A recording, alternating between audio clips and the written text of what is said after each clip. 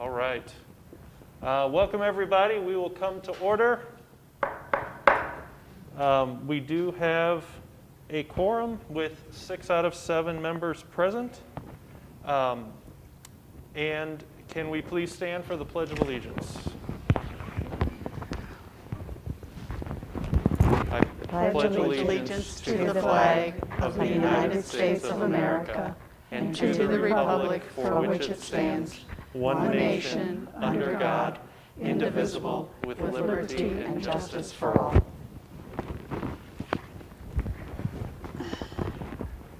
All right.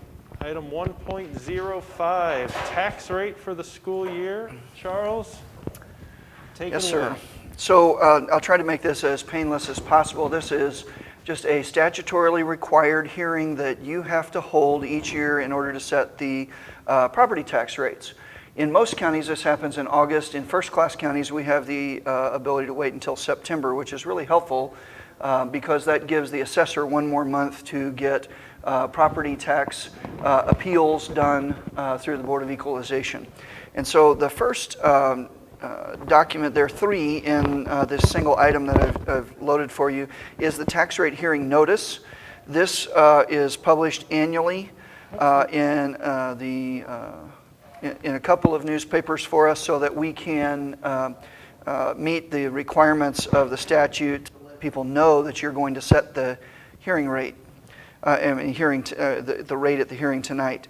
And so you see a couple of things up there at the top, the real estate and personal property values in the county for the wrong.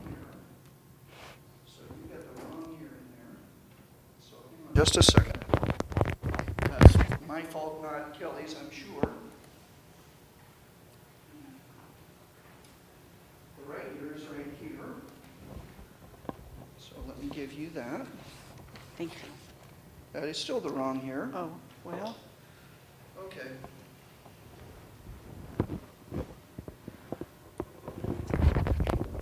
I apologize. That's completely my error. The costs are, the amounts are correct. The years at the top are incorrect. Okay. So as you're looking at this tax rate notice, it says year 2019. That's actually this current year, 2020. Prior tax year should be 2019.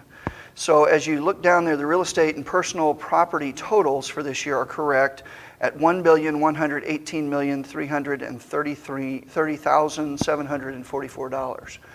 That's the assessed value, not the market value of property within the school district. So just a quick reminder, agricultural property, which we have almost none in the county, in our district, but we have a little, is assessed at 12% of market rate. Homes, personal residences, are assessed at 19% of the assessed rate of the market rate, and the industrial and commercial property is assessed at 33% of the market rate. So, assessed value is significantly lower than what the property is worth in the market, but it's the way that we assess it to tax it.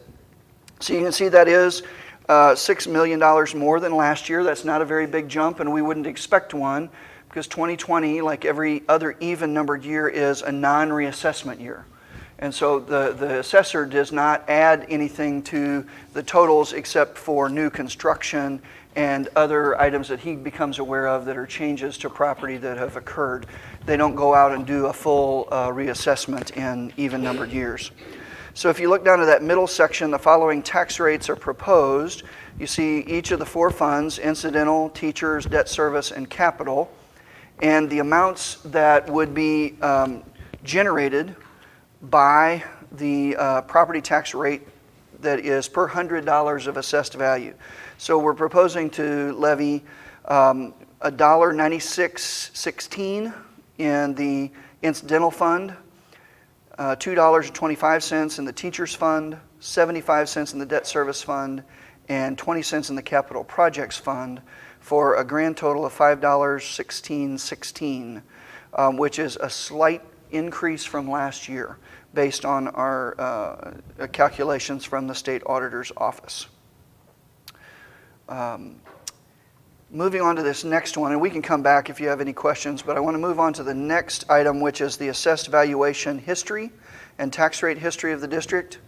That's where you can see more than 10 years of data, starting back in 2009-10. You can see where our assessed value was, and you can see the effect of the Great Recession as our values dropped from 2011 to 12 to 13 to 14 to 15, and then they started back up, and they've rather aggressively climbed. So you see 2014-15, the district had an assessed value of just over $876 million, and now we've grown to $1.1 billion. And that this is the third year in a row we've broken that $1 billion ceiling. That's a really good indicator that property values and the economy in our county, and specifically in our school district, is pretty strong and has experienced a pretty strong recovery. This is the one indicator that I would call a lagging indicator as far as any effect from COVID. So we've already started seeing reductions in state sales tax and in other state collections. Property is much slower. So next year, we'll really see what the tail of the tape is, if there's any lingering effects from COVID as the assessor goes out and does his work next year. But for this year, this is fairly strong, and you can see the year-over-year changes in the tax rate. And so you'll also notice 2014-15, at that low point of $876 million, our levy that year was $5.58. And so as the assessed value has gone up, the levy works in the inverse, and the operating levy drops as we go. And so you see the operating levy that year was $483. This year we're just over $441 in operating.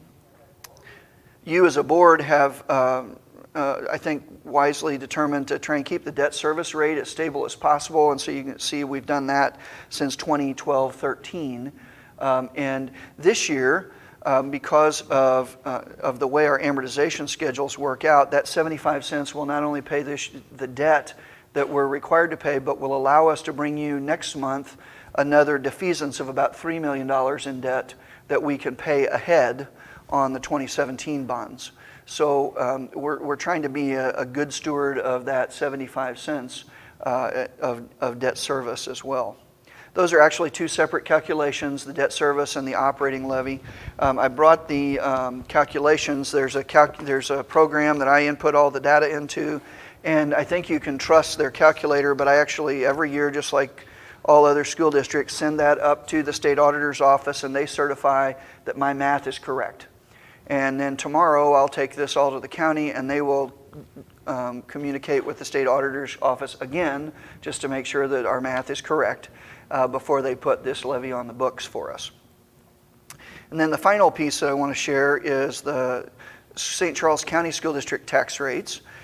This is maybe a little bit of a nice surprise for us. A couple of our neighbors have been able to pass levy increases that had been trying.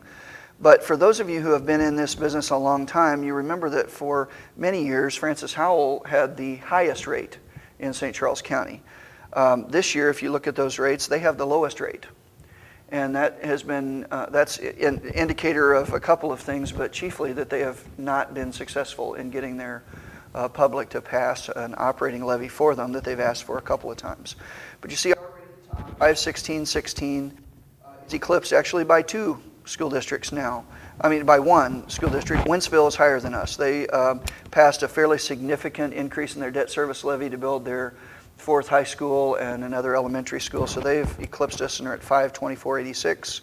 And you see Orchard Farm is significantly up. They're about 43 cents higher than last year because they also passed a bond issue with a debt service levy increase. So they're creeping up right behind us. And then Fort Zumwalt and Howell are pretty static for where they were last year as well. So with that, I'm proposing that we set the tax levy at $5.1616, and would entertain any questions you have.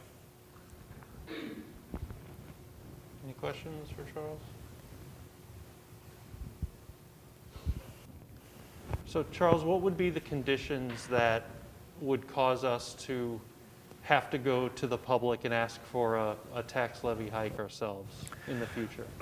Well, I think they're in the offing right now. So the state has hobbled itself in many ways in terms of additional revenue collection. And that's been on purpose. And so that's a philosophy that many people agree with. Many people would argue against it. But the state just doesn't have general revenue to spare. And so this was a very unique year where the state was only required to add about $10 million to the foundation formula in order to fully fund it. Usually that's a draw of between $100 and $150 million additional. And so as we go on, the state's not going to have any additional money for us in all likelihood. And certainly not this year where we're already seeing lower revenues from them. And the federal government, I mean, you know, you've seen at least one round of COVID funding. They just printed $2 trillion that they didn't have. But we're not going to see additional revenue from the federal government either. And they again are, at this point, pursuing a philosophy of also siphoning money away from public schools to other entities, charter schools and even private schools. So the conditions under which we might need to consider a levy increase would be if our balances were to drop sufficiently that we would not be able to consider giving our staff raises. Then we would want, I think, to consider whether it was worth taking an issue to the voters to raise that operating levy. Completely distinct from, of course, bond issues and our debt service levy, where we're going to have a discussion in open session a little bit later about a 2021 bond issue, and that can be done without an increase in the tax rate. But if our operating revenues can't meet our demand, then we'd have to go back and ask for an increase. All right, thank you. Any other questions? If not, we do need a motion, please. I make a motion.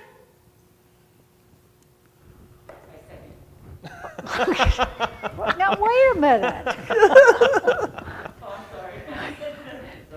I move to adopt the 5.1616 tax rate as proposed and presented. Thank you. Thank you. All in favor? Aye. Opposed? Motion carries. May I have a motion to adjourn, please? I second. All in favor? Aye.